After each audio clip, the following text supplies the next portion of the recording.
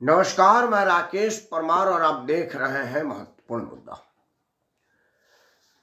मित्रों, महत्वपूर्ण मुद्दे की शुरुआत से पहले एक सबसे महत्वपूर्ण विषय है। आप सब समाचार में सुने होंगे कि दिल्ली में कुछ आतताई भीड़ ने 2 लड़कों की निर्मम हत्या कर दी।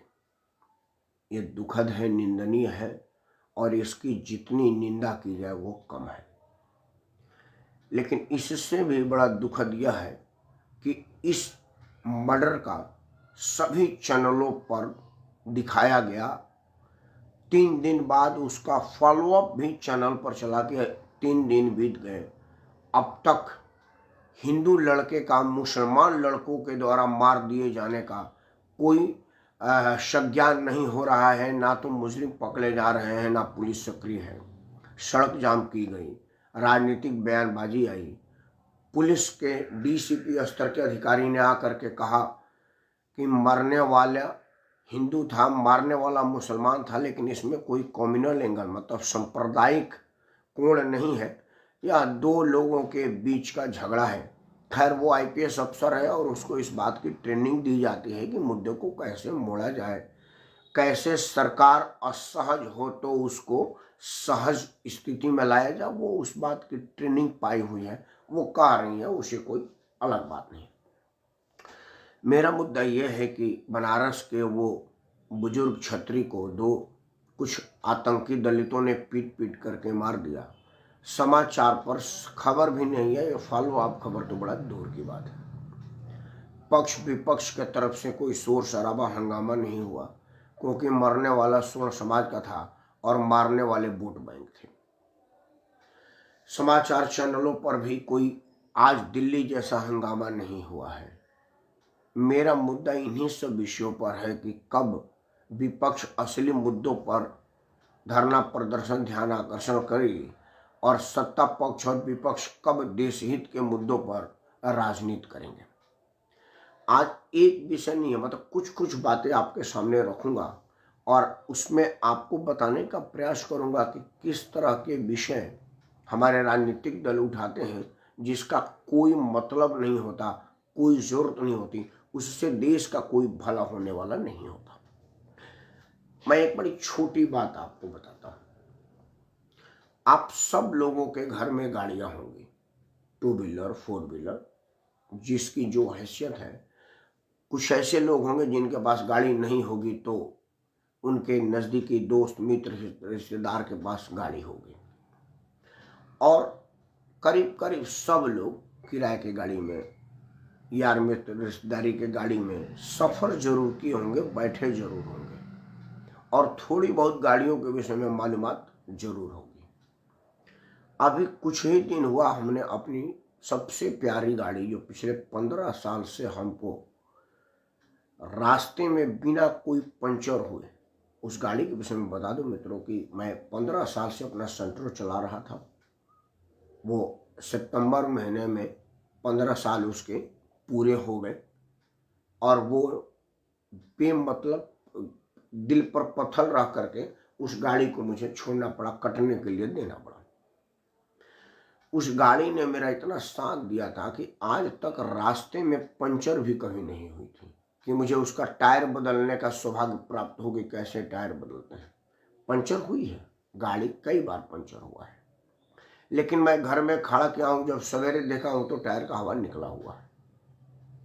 उस गाड़ी ने कभी क्लच वायर, ब्रेक वायर, ऐसा कोई रास्ते में नहीं टूटा था जिससे मुझे फंसना पड़ा हो। एक बार क्लच का तार टूट गया, घर पे आया, गाड़ी लगा के बैक करके साइड लगा रहा था, देखा तो तार टूट गया गेट मेरे दरवाजे पर। मतलब उस गाड़ी ने कभी रास्ते में धोखा नहीं दिया। ना तो उस गाड़ी में बैठने पर मेरे को किसी ने गाड़ी के आगे पीछे से ठोका, ना ही मैंने किसी को धक्का लगाया। इतनी लक्षणी गाड़ी, सुलक्षणी गाड़ी को मुझे कटते हुए देखना पड़ा। सवाल यह है, अब मुद्दे पर बात है कि यहाँ क्या मुद्दा है। मित्रों, किसी भी राजनीतिक दल ने यह प्रश्न सरकार से नहीं किया कि भाई गाड़ी 15 साल पुरानी हो जाने पर क्या वो टायर भी पोल्यूशन छोड़ने लगता है जिससे पर्यावरण खराब हो? वो सोफा जिस पर हम बैठते हैं क्या वो भी पोल्यूशन छोड़ने लगता है जिससे पर्यावरण खराब हो? वो स्टीयरिंग जो हाथ से घुमाते हैं, वो बत्ती जो जलती है, वो जो पूरी बॉडी जो कई आदमी ने एल्युमिनियम का बना रखा है, कई आदमी स्टील का बना रखा है। विदेशों में दुबई उबई में तो मैंने सुना कि सोने तक की बॉडी बनाई गई है। भारत में भी कुछ लोग होंगे, धनराशि सिर्फ पैसे की कमी थोड़ी है, वो लोग सोने की बॉडी बनाई होंगे। तो क्या वो सोने चांदी की बॉडी से भी पॉल्यूशन आ रहा है क्या? हम चांद पर रॉकेट पहुंचा दिए ऑटो रिक्शा से भी कम भाड़े में, तो हमारे वैज्ञानिक कुछ ऐसा इजाद नहीं कर पाते कि वो पॉल्यूशन के कारणों को कंट्रोल किया जाए? माना कि वो नहीं हो सकता तो पूरी की पूरी इंजन बदल दी जाए। हम लोगों ने इंजन बदलवाया है अपने गाड़ियों में। मेरे पास एक पुरानी जीप होती थी, उस पर हमने ईसुजू का इंजन लगवाया था और बहुत बढ़िया चला। जिप्सी गाड़ी में हमने एक जीप का इंजन लगाया था और दरिया वरियागंज में खूब इस तरह का काम होता था।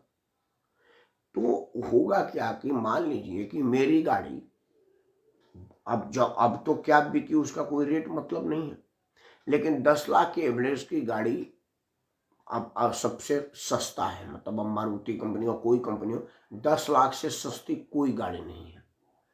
तो 10 लाख की गाड़ी में 2 लाख 1 लाख रुपए का इंजन अगर फिट कर दिया जाता तो इंजन ही तो पोल्यूशन देता है। पूरी की पूरी इंजन पोल्यूशन देती है क्या? आदरणीय प्रेमराज दीदी जी और शानंद भाई को नमस्कार।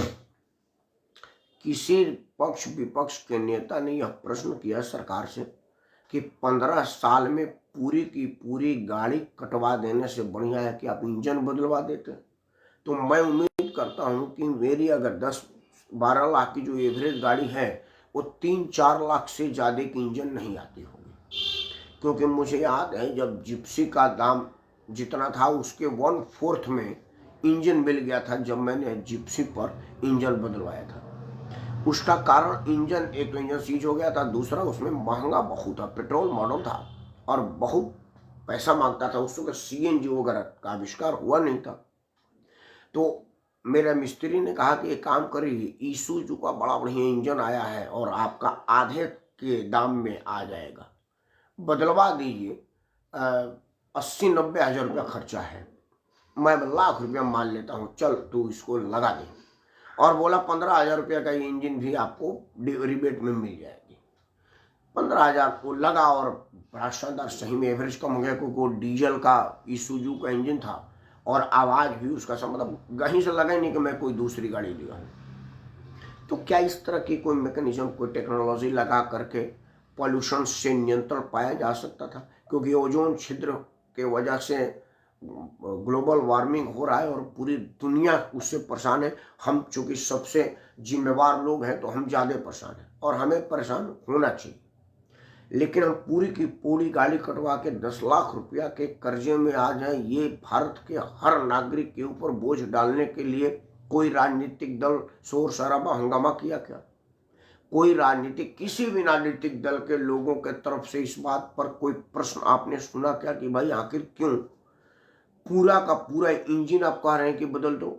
मैंने जो गाड़ी छोड़ा मजबूरी में, उसका टायर बिल्कुल नया था, क्योंकि कोरोना काल के पहले 2-4 दिन पहले ही मैंने गाड़ी का काम करवाया था। क्योंकि 21 मार्च को मेरा जन्मदिन होता है और हुआ तो जन्मदिन में हम इधर कहीं घूमने जाएंगे तो हुआ कि गाड़ी का काम करा लेते हैं। मिस्त्री बोला साहब टायर अब थोड़े दिन चलेगी, बदलवा ही लीजिए आए हैं तो मैंने चारों टायर बदलवा देते, आज एक्सल फिक्सल सब बदलवा दिया था। 28-29 हज़ार रुपया लगा था। उसके 5 दिन बाद ही कोरोना आ गया। कोरोना 2 साल तक रहा, बैटरी मेरी खराब हो गई, टायर बिल्कुल ठीक ही था, लेकिन अब 15 साल पूरा हो गया उसके 2 साल बैठे बैठे। मैंने सोचा था कि 2 साल में गाड़ी कुछ चला लूँगा, 2 साल तक तो टायर चलते नहीं।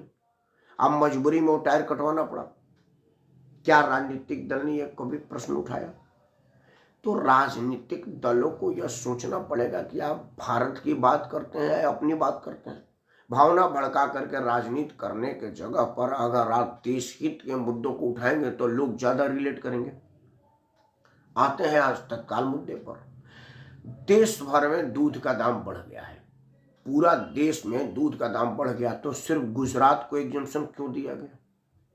कहीं इस पर कोई हंगामा पक्ष विपक्ष निष्पक्ष ने उठाया क्या कि भाई अब सीधा सीधा बेईमानी हो रही है, वोट खरीदने का प्रयास किया जा रहा है, क्योंकि गुजरात में चुनाव नजदीक में है इसलिए आपने वहां का दूध का दाम नहीं बढ़ाया?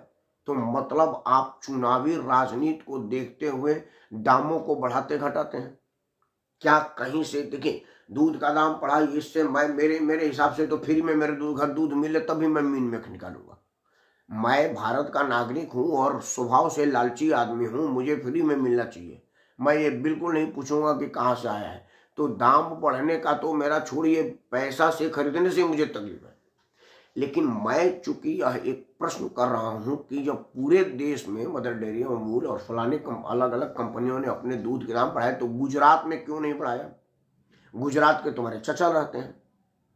यह बात किसी पक्ष विपक्ष निष्पक्ष ने कुछ उठाया क्या? लोगों ने कहा कि दूध के दाम भी बढ़ गए हैं फलाना, लेकिन इसने किसी ने इंगित किया क्या?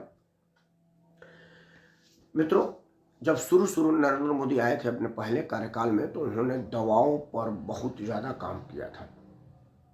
जो जीवन रक्षक प्रणाली का इंस्टेंट लगता था एंजियोग्राफी में हार्ट के पेशेंटों के लिए, वो पहले एंजियोग्राफी में 75,000 का इंस्टेंट और 75 का ऑपरेशन, मतलब 1.5 लाख रुपये का खर्चा होता था। कई जैसे अपोलो जैसे कंपनी में तो 2.5-3 लाख रुपया लग जाता था। मैंने भी अपने एक मित्र का लगाया था, 2.25 लाख रुपया लगा था। डॉक्टर से बड़ा मिनती करने पर छूट उठ करने के बाद नरेंद्र मोदी की जब सरकार आई तो सोच लीजिए 2 लाख को 15,000 रुपये कर दी कि आपको 15,000 मैक्सिमम MRP है, मैक्सिमम रिटेल प्राइस। 15,000 से ज़्यादा लगाएंगे नहीं और 15,000 से ज़्यादा लगाने का खर्चा नहीं लेंगे, मतलब 30,000 रुपया से ज़्यादा इंस्टेंट में खर्चा ना हो। किसी भी राजनीतिक दल ने यह प्रश्न उठाया कि भाई अब तक जो चीज़ 1.5 लाख में मिलती थी वो 15,000 में कैसे मिली? क्या 15,000 वाली चीज़ 1.5 लाख में मिल रही है क्या? वही नरेंद्र मोदी सरकार ने सारी बहुराष्ट्रीय कंपनियों के दवाइयों पर लगाम लगाने के लिए बड़ी बड़ी कंपनियों की ब्रांड पर एक्चुअल मूल्य प्राइस पर दाम ला करके मजबूर कर दिया था। सारी दवाइयाँ 40 से 45% घट गई। कुछ दिन तक ये शासन चला। नरेंद्र मोदी का अमेरिका हाउडी मोदी कार्यक्रम में जाना हुआ।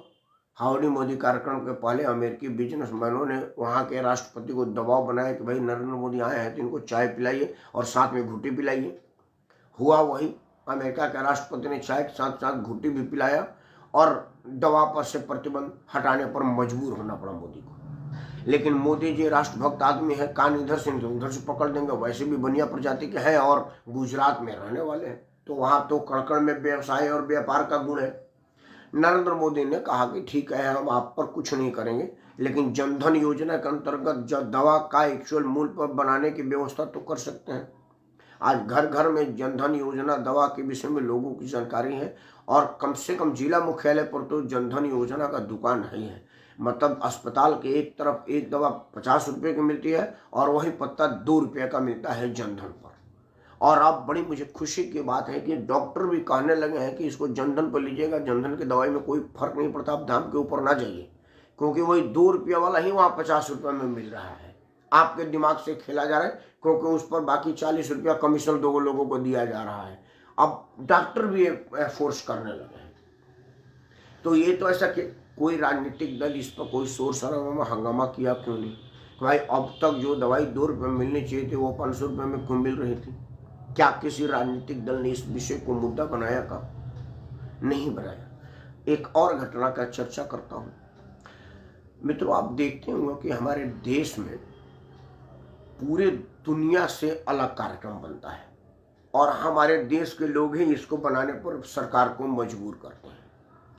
एक परीक्षा PET का 2 दिन पहले आपको ध्यान होगा कि परीक्षा होना था और शायद 7-8 लाख सीट थी और 37-38 लाख तो सिर्फ उत्तर प्रदेश से लोग आ गए थे।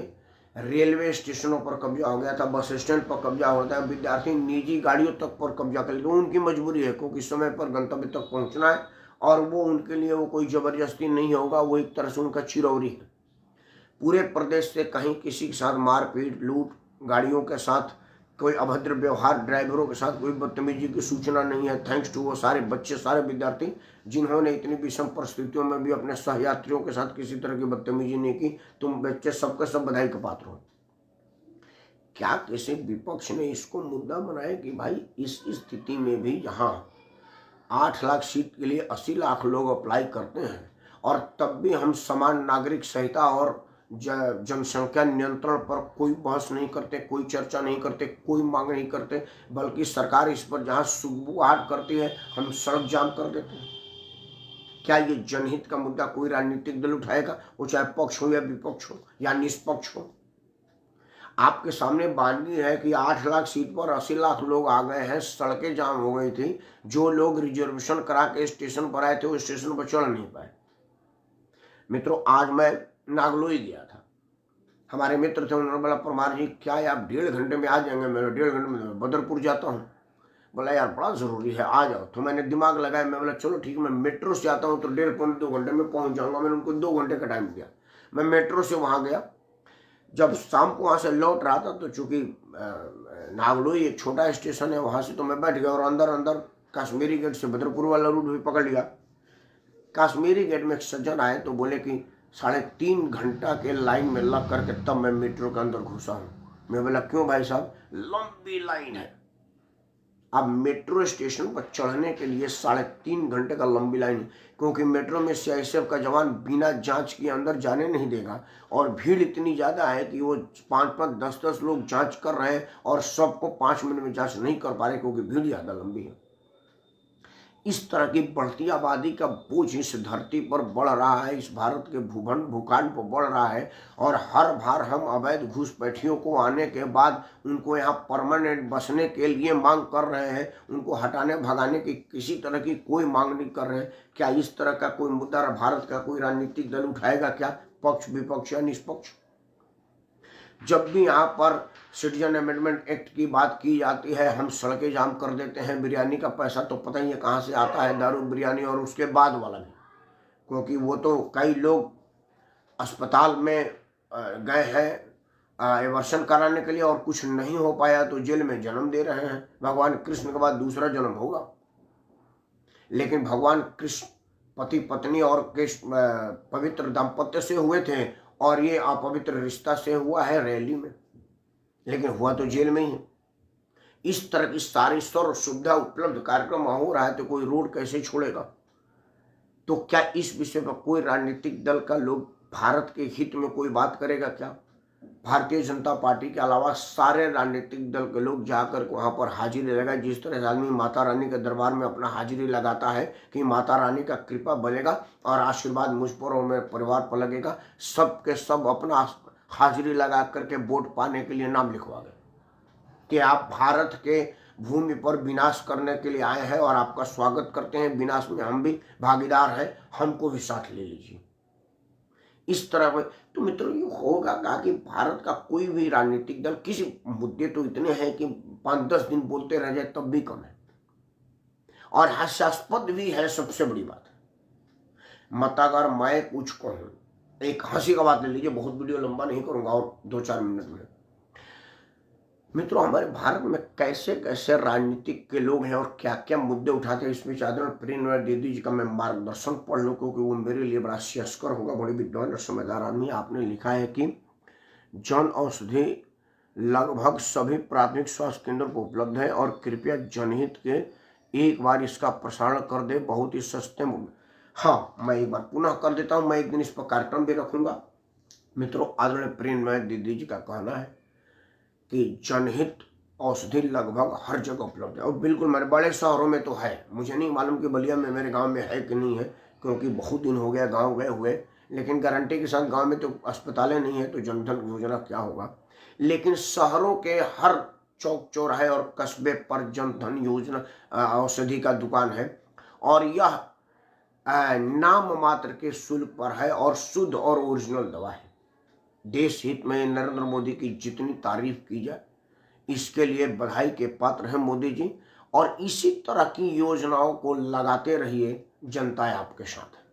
खैर अब बात करता था कुछ हमारे देश में नेताओं की प्रजाति की किस तरह के नेता होते हैं, और हम सब लोग उनको बर्दाश्त कर रहे हैं और अगले बार चुनाव जीत करके देते हैं। अब मैं नेता को दोषी बोलूं कि आपको दोषी बोलूं, निर्णय आपके ऊपर है।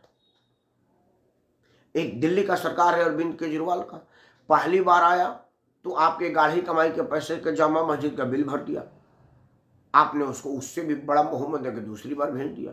जब दूसरी बार आया तो आपके पैसे से बल्ब बोर्ड को मालामाल कर दिया, और जब तीसरी बार आया तो खुला आतंकवाद को समर्थन दे रहा है और दिल्ली के पैसे से पंजाब में बोर्ड खरीदा और वहां पर सरकार बनाया, और उसके बाद भी जीतेगा ऐसा मुझे उम्मीद है। तो बताइए कि मैं अरविंद केजरीवाल को दोषी दूं या आपको दोषी दूं?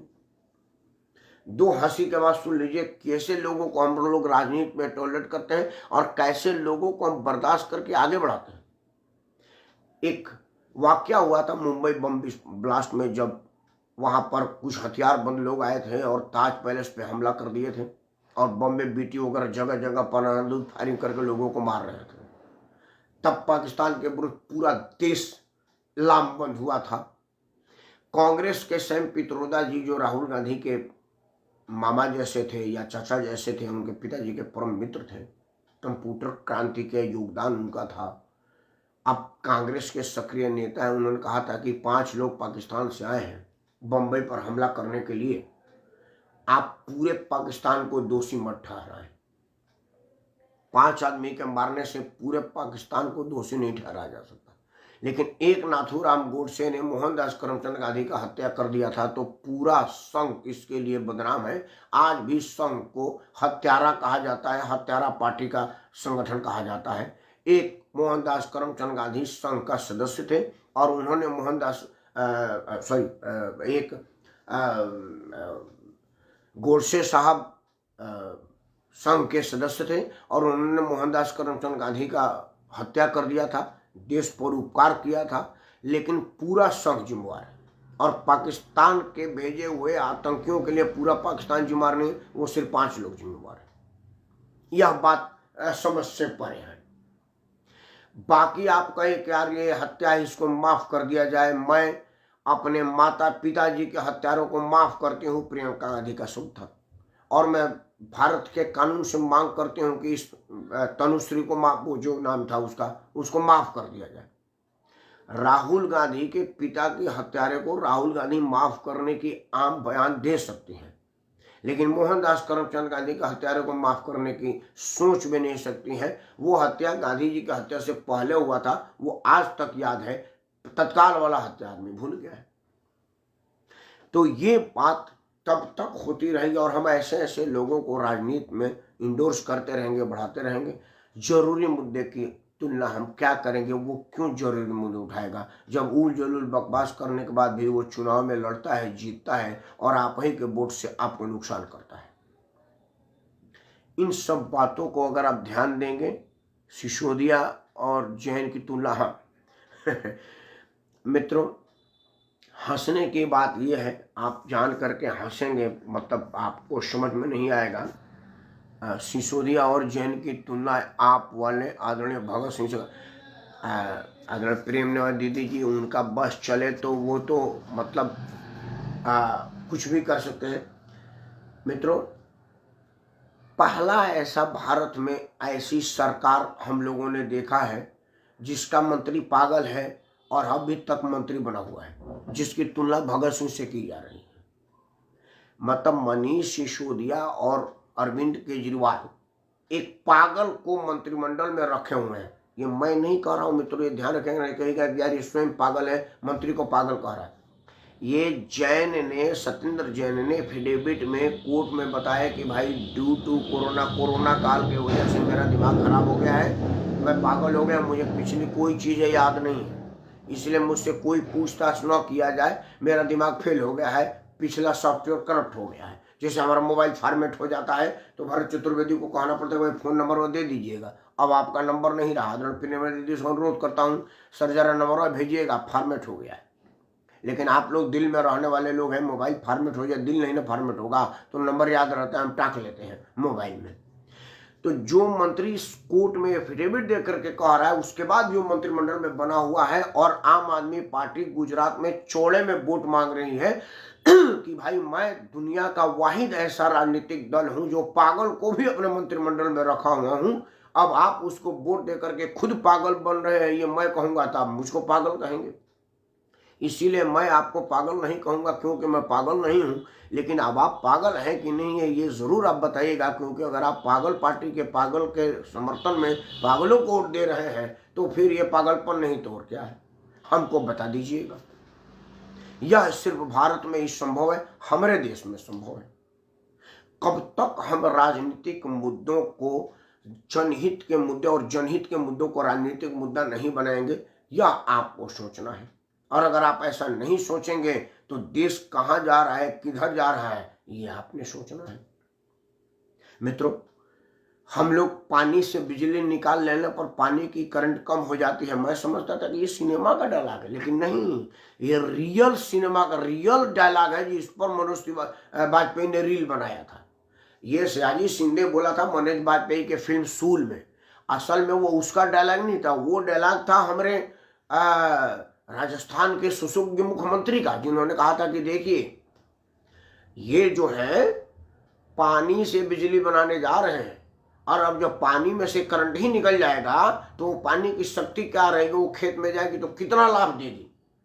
एक तो अशोक गहलोत को ये पता ही नहीं है कि पनबिजली योजना में जो पानी टरबाइन पर गिराया जाता है वो खेत के लिए नहीं होता, वो झरने से गिरता है, ऊंचाई से टरबाइन घूमती है और वो रोटेशन से जो घर्षण उत्पन्न होता है, घर्षण से विद्युत उत्पन्न होता है। ये फिजिक्स का सिद्धांत है, असल में वो एमएससी है। और सबसे बड़ी बात है कि कौन बोल रहा है, अशोक गहलोत जो एमएससी है।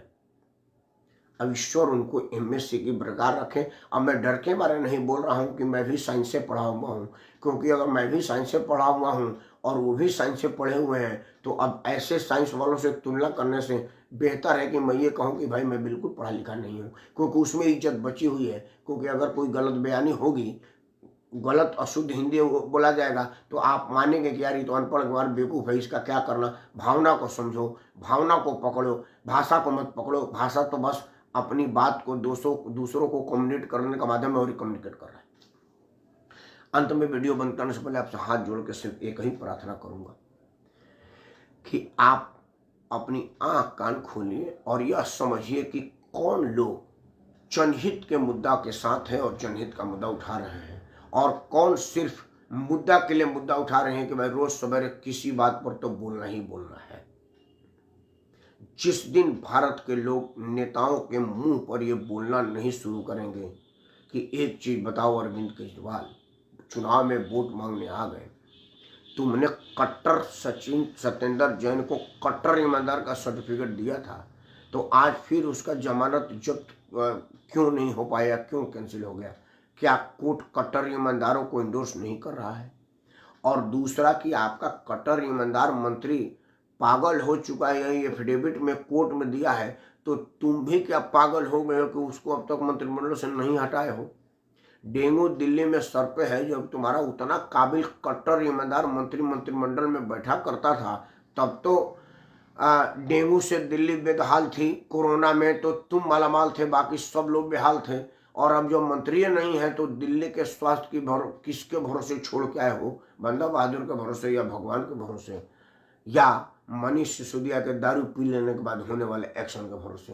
किस भरोसे छोड़े हो? जरूर बताना। अगर 2-4 जगह लोग मनो इससे पूछ लें तो बात समझ में आ जाएगी। मैं आज मेट्रो से आ रहा था, मेट्रो में हर बोगी में 4 ये स्लोगन देखा, भारतीय जनता पार्टी बिजली बंद करना चाहती है, अगर आप फ्री बिजली चाहते हैं तो फलाना नंबर पर मिस्ड कॉल दें। तो मैंने उस पर नीचे पेन से लिखना चाहा, लेकिन कहा कि मेट्रो में लिखना कोई गैर कानूनी है। तो मैं बाहर देखा तो बाहर भी लिखा, तो उसमें लिखा कि एक नंबर ये भी जारी कर दो कि क्या लोग तुमसे छुटकारा पाते हैं तो उसके लिए कौन से नंबर पर कॉल करना पड़ेगा, मिस कॉल छोड़ दो। अगर कोई आदमी होगा, अगर उसको खींच करके ट्वीट करके उसको बताएगा तो केजरीवाल को पता चलेगा कि कम से कम एक आदमी है जो खुलेआम अरविंद केजरीवाल से दुखी है और उसे छुटकारा पाने का टेलीफोन लाइन मांग रहा है। विचार जरूर करिएगा। और अगर फिर भी अरविंद केजरीवाल को गुजरात में वोट मिलता है तो मैं समझूंगा कि आपको वोट देने से मतलब है, मुद्दे से मतलब नहीं है। और अगर आपको मुद्दे से मतलब नहीं है तो राजनीतिक दल को आपसे क्या मतलब है। विचार जरूर करिएगा, मामला विचारणीय है। जय हिंद, वंदे मातरम।